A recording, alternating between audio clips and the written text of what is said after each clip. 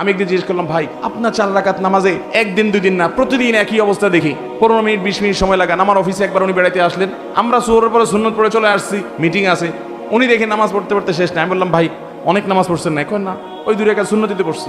তো 2 রাকাত সুন্নত তো আমরাও পড়লাম, আমাদের যদি 5 মিনিট 7 মিনিট লাগে, আপনার 15 মিনিট কেমনে লাগে?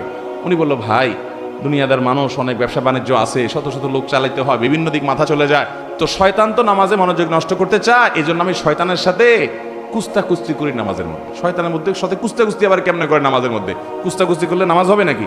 বলে যে কুস্তাকুস্তি সিস্টেমটা হলো এই, আমি যখন নামাজে দাঁড়াই, সূরা ফাতিহা অন্য সূরা পড়ি, তখন শয়তান আমারে যত আকতা কুকতা সব মনে করে দেয়, তখন আমি কুলে উঠতে পারি না, আল্লাহর কথা স্মরণ আসে না।